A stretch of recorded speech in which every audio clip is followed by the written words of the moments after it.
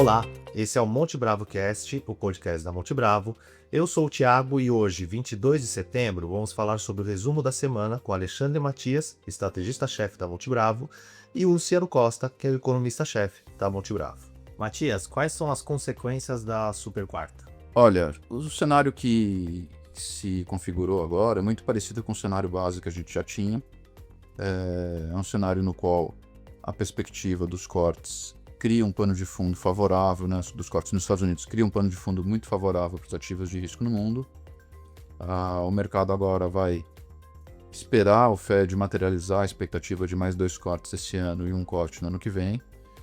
A queda da taxa de juros básica nos Estados Unidos faz com que a curva dos Estados Unidos tenha se movido para baixo.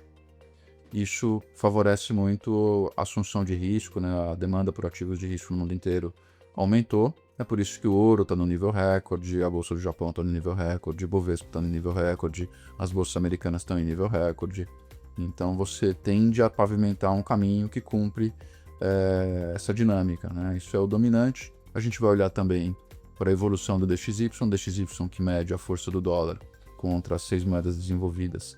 Ele parece ter estabilizado nesse nível então de 97. Nossa expectativa é que ele enfraqueça um pouquinho mais à medida que os Estados Unidos confirmam os cortes de juros. Isso também ajuda os ativos de risco no mundo. Então, acho que a mensagem é o Fed cortando, os ativos de risco no mundo vão comemorando em alta. A gente tinha esse cenário, era inclusive o título da nossa carta mensal.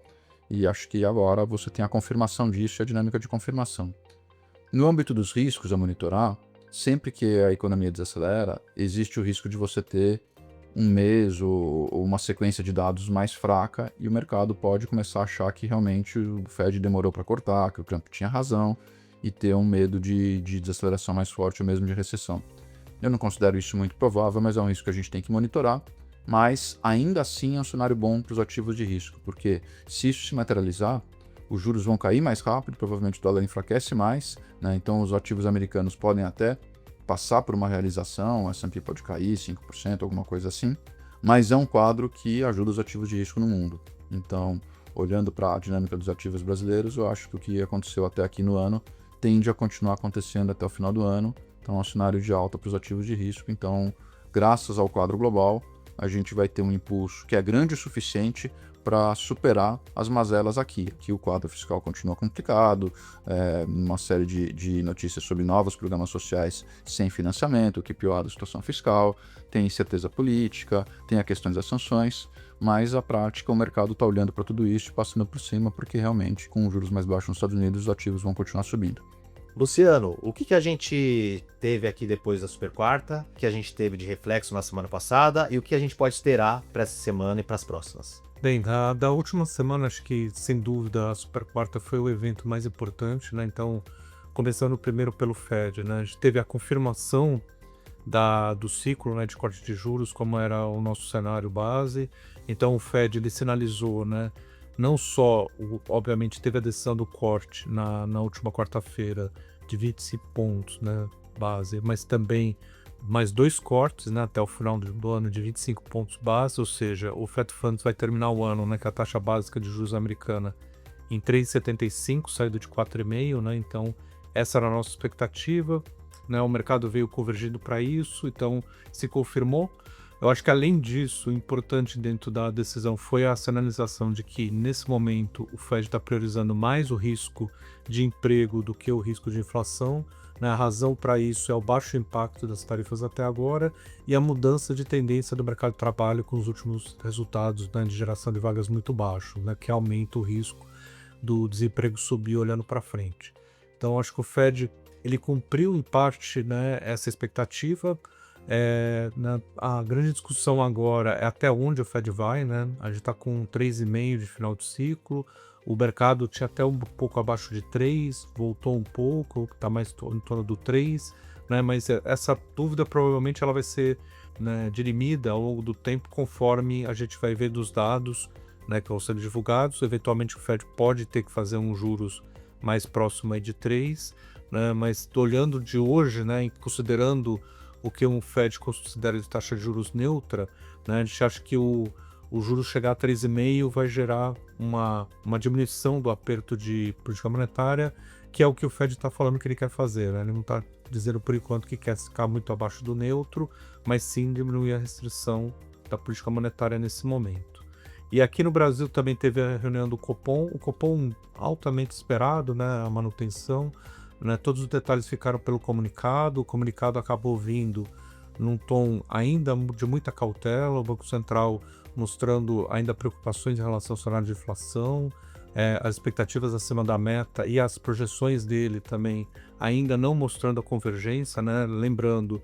Hoje o Banco Central tem como horizonte relevante o primeiro trimestre de 2027, que é exatamente 6 trimestres para frente. Nesse horizonte, traça as projeções, o IPCA está em 3,4, contra uma meta de 3. Então, nesse momento, não dá para iniciar o ciclo de corte de juros, por isso que ele está com o discurso mais duro, né, de manter a taxa de juros parada por um período prolongado, né, que é o que ele soltou, né, nas últimas reuniões como Ford Guidance, então com uma sinalização futura. Então, olhando do ponto de vista do Banco Central, aonde começa a ver a possibilidade de cortes, né? Considerando essa projeção dele de 3,4, os cortes provavelmente vão acontecer quando ele vê essa projeção indo para mais para próximo de 3 com a Selic estável ou ficando abaixo do 3 com a Selic estável em torno de 15%. Quando isso vai acontecer? Provavelmente na virada do ano, entre dezembro e janeiro, porque o horizonte relevante vai se deslocar para o segundo trimestre de 2027, e aí nesse período a gente acha que, ao fazer os exercícios, o Banco Central vai ver uma projeção de inflação abaixo do centro da meta com a Selic constante em 15%. Então, isso vai ser um argumento, né, que ele vai ter para poder começar a flexibilizar a política monetária, dado que você está com um juro real muito alto, de 10% ao ano, que é um juro que é claramente muito contracionista, e a atividade já está sofrendo, né? Então, a gente já viu os dados, né, de indústria, varejo, o mesmo emprego já tendo uma tendência de desaceleração, e isso só vai se intensificar olhando para frente, dado o nível de juro real que a gente tem agora. Então, eu acho que da última semana esses foram os fatos mais importantes. Olhando para frente, essa semana é uma semana de inflação, vai sair o IPCA 15 aqui no Brasil. Na quinta-feira, a nossa expectativa é que a inflação ela reverta a deflação que a gente teve no mês passado por causa do fim do bônus de Itaipu e também a continuidade da pressão de serviços e uma reversão da deflação de alimentos. Então, todos esses fatores vão levar a inflação a ficar um pouco mais pressionada esse mês. A nossa projeção para o IPCA 15, que vai sair que é a prévia do IPCA na quinta-feira, é de 0,61, o mercado está mais em torno de 0,50, 0,55, então a gente tem uma inflação um pouco mais pressionada. Para o fechamento do mês, a gente acha que essa inflação continua pressionando e vai até 0,75. Então, a inflação que foi muito benigna, né, no mês passado, foi uma deflação de 0,11, ela fica uma deflação de 0,75 esse mês, com os impactos que eu citei, principalmente o fim do bônus de Itaipu. E olhando lá fora, a inflação vai ser importante a partir do olhar o PCI na sexta-feira. O núcleo do PCI vai sair provavelmente com uma alta de 0,2 na margem, o ano contra ano de 2,9, e essa inflação ela vai confirmar um baixo impacto das tarifas até agora, reforçando a ideia que o Fed trouxe na última reunião de que o risco agora está mais no mercado de trabalho do que na inflação. Então, do ponto de vista de política monetária, a confirmação do núcleo do PCI subindo 2,9 ano contra ano e 0,2 na margem agora em agosto, acho que é mais um ponto favorável para o Fed continuar um ciclo de corte de juros e discutir, né, eventualmente, a necessidade dos cortes ao longo de 2026 também. Obrigado, Alexandre Matias. Obrigado, Luciano. Esse foi o resumo da semana. O material na íntegra você pode encontrar no nosso site www.montebrabo.com.br, na parte de conteúdos. E também convido você para ver a live que fizemos no dia 19, falando um pouco mais sobre os reflexos da Super Quarta no nosso canal do YouTube. Desejo a você uma ótima semana e excelentes investimentos.